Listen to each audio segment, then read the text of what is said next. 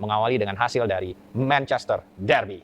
Ya, dan untuk membahas in-depth dari kekalahan Manchester United atas Manchester City dengan skor 3-0, kita akan undang sahabat gua, Panji Suryono.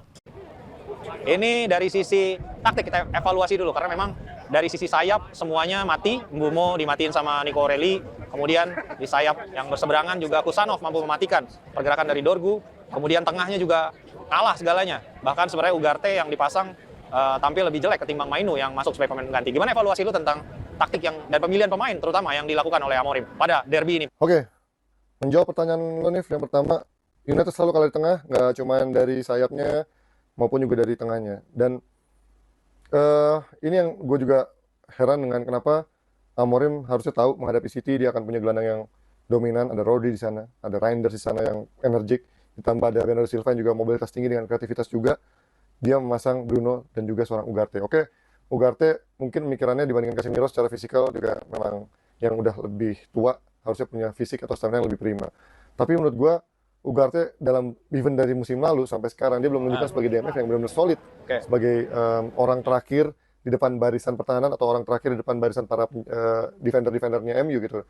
Dan even musim ini pun sempat juga Amorim lebih milih seorang Casemiro menjadi DMF utama, kan artinya Ugarte belum bisa menunjukkan bahwa dirinya sesolid itu. Kemudian ditandemin dengan seorang Bruno Fernandes yang lagi-lagi gue selalu bilang secara individual Bruno bagus, tapi posisinya dengan skemanya Amorim gue nggak bisa melihat masa depan Bruno di skema Amorim ini kalau Amorim nggak mau berubah dengan secara skema.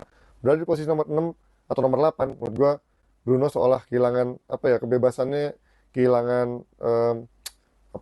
keleluasaannya untuk mendapatkan bola, memberikan umpan-umpan, walaupun memang dia bisa memberikan crossing-crossing direct dari agak belakang ya ketika MU mendapatkan transisi menyerang.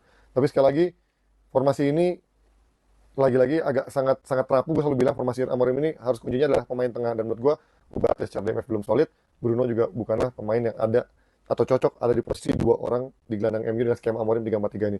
Sayap, ya lo tahu Amad Diallo di kiri, tadi gue nggak pernah melihat Amad Diallo nyaman, akhirnya beberapa kali dia pindah ke kanan.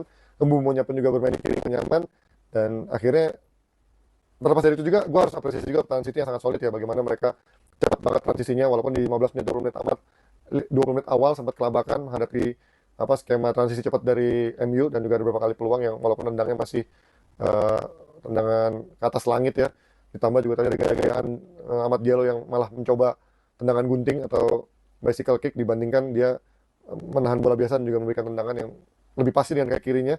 Tapi ya itulah, mungkin inilah kualitas yang membedakan gitu, kualitas yang secara decision makingnya belum matang, kemudian juga akurasinya masih berantakan.